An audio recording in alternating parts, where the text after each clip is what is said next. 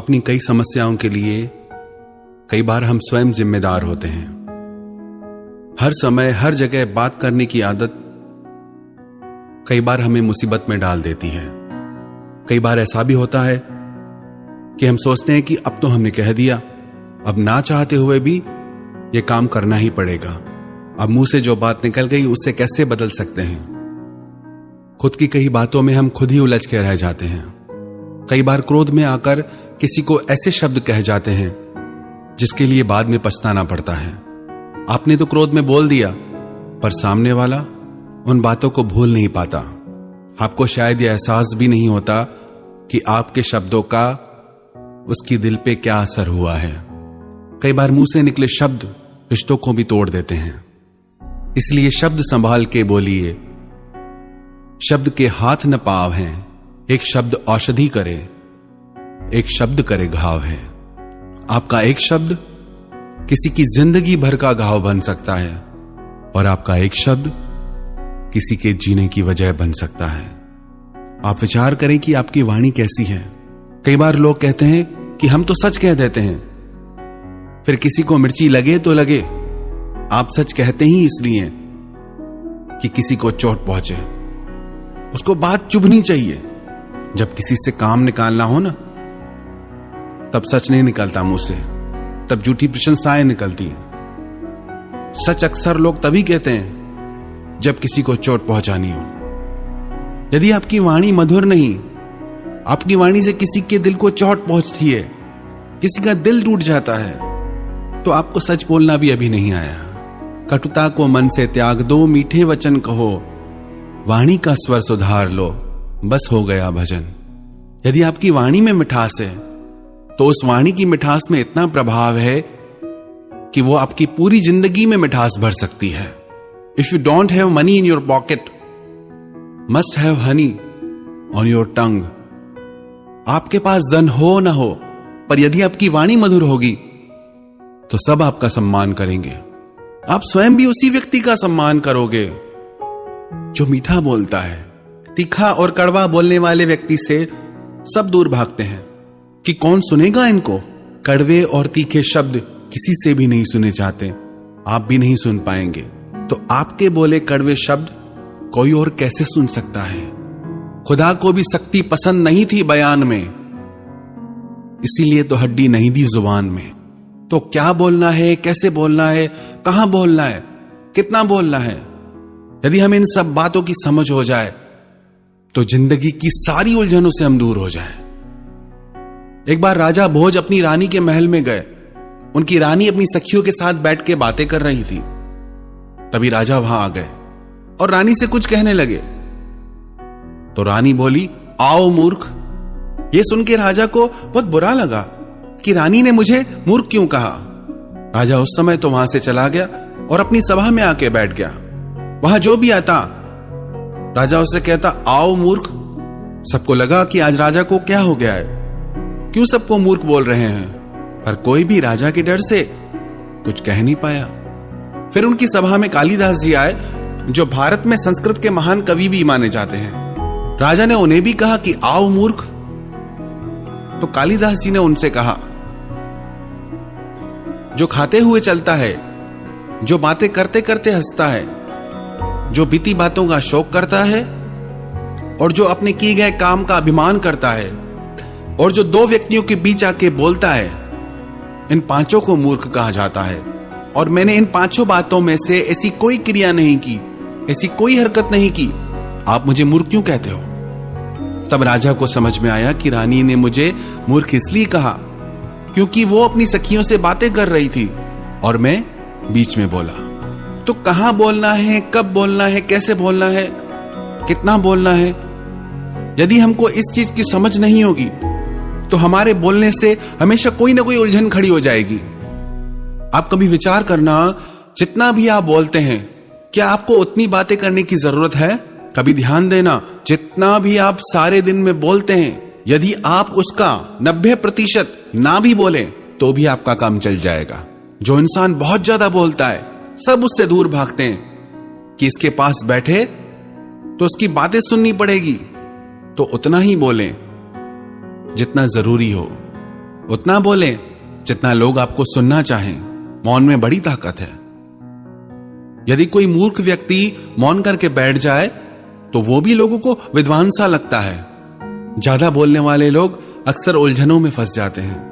आप कभी एक प्रयोग करके देखना, कहीं 4 लोग आपस में बातें कर रहे हो, वहां आप खड़े होकर सिर्फ उनकी बातों को सुनना, पर खुद कुछ मत बोलना।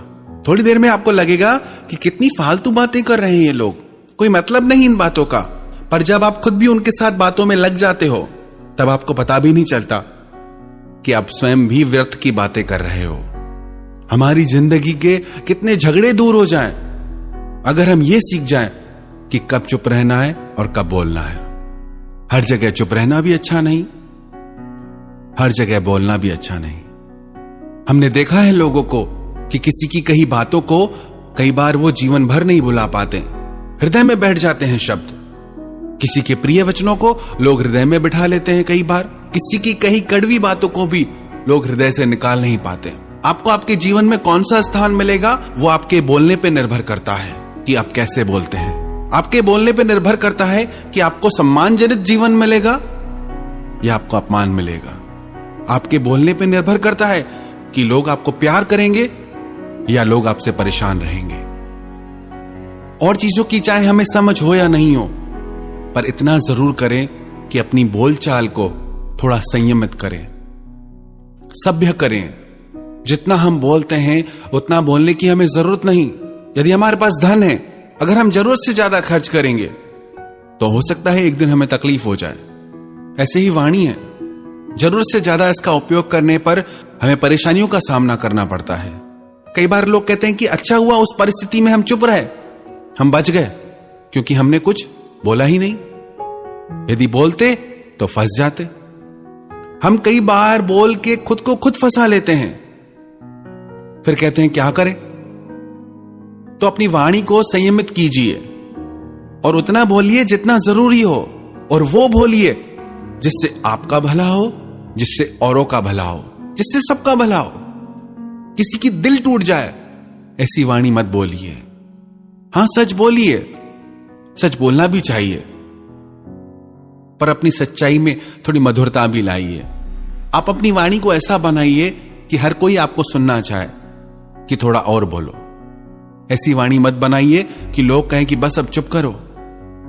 आप चाहें तो अपनी वाणी से सब कुछ प्राप्त कर सकते हैं, और आप चाहें तो अपनी वाणी से सब कुछ गंवा सकते हैं। सब आपके हाथ में। आपकी वाणी का प्रभाव आपके रिश्तों में, आपके जीवन में, आपके परिवार पे सब जगह पड़ता है। एक राजा अपने गुरु के आश्रम में अपने गुरुजी से आशीर्वाद लेने गया कि मेरा इतना जीवन निकल गया, मुझे आशीर्वाद कीजिए कि मुझे संतान प्राप्त हो।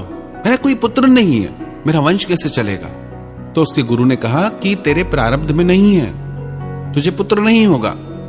राजा रोता रोता बाहर आया तो शिष्य ने पूछा क्या बात है। तो राजा ने बोला मेरा कोई पुत्र नहीं है, मैंने गुरुजी से कहा कि मुझे पुत्र चाहिए। तो गुरुजी बोले तेरे प्रारब्ध में संतान है ही नहीं। वो गुरु समर्थ थे तो शिष्य भी समर्थ था। गुरु के सानिध्य में रह के उसे भी शक्तियां प्राप्त हो गई। वो बोला कोई बात नहीं, गुरुजी आपको संतान नहीं दे रहे, मैं दे सकता हूं। राजा तो जिससे प्रसन्न हो गया बहुत। राजा बोला आप जो कहोगे मैं दूंगा, पर मुझे संतान चाहिए। तो गुरुजी के शिष्य ने उसे कहा कि मैं तुम्हें आशीर्वाद देता हूं, वरदान देता हूं कि तुम्हें पुत्र जरूर होगा। फिर वो शिष्य अहंकार में भर के अपने गुरुजी के पास आया और कहने लगा कि आपने तो राजा को संतान नहीं दी, पर मैंने दे दी। गुरुजी बोले बेटा तू समझा ही नहीं, उसके भाग्य में संतान है ही नहीं। अब तूने आशीर्वाद दिया है, वरदान दिया है, तो तुझे ही इसका पुत्र बनना पड़ेगा, क्योंकि उसके भाग्य में तो है ही नहीं। और तेरा वचन असत्य नहीं हो सकता, क्योंकि तूने मुझसे शिक्षा ली है, तो तेरा जल्दी ही यह शरीर छूटेगा और तू उसका बेटा बनेगा। जब शिष्य ने यह बात सुनी तो रोने लगा कि ये मैंने क्या कर दिया। फिर गुरुजी के चरणों में गिर के माफी मांगने लगा कि अब क्या उपाय है। गुरुजी बोले अब तूने बोल दिया है तो ये होके ही रहेगा, पर जब तक तू कुछ बोलेगा नहीं तब तक तू जीवित रहेगा। जैसे ही तू कुछ बोलेगा तू वापस उस देह से मुक्त हो जाएगा, तेरे को मोक्ष मिलेगा। और कुछ दिन में ऐसा ही हुआ, शिष्य का शरीर छूटा और राजा को पुत्र की प्राप्ति हुई। राजा बहुत प्रसन्न था, पुत्र धीरे धीरे बड़ा होने लगा, युवा होने लगा, पर वो कुछ बोलता ही नहीं था, चुप चुप रहता था। राजा को बड़ी चिंता हुई। उसने देश विदेश के वैद्यों को, हकीमों को दिखाया, पर उसकी आवाज न निकले। राजा ने बोला, जो भी मेरे पुत्र को बुलवा देगा, उसकी वाणी को जागृत कर देगा, उसको मैं अपना आधा राज्य दे दूंगा। धीरे धीरे पुत्र युवा हो गया।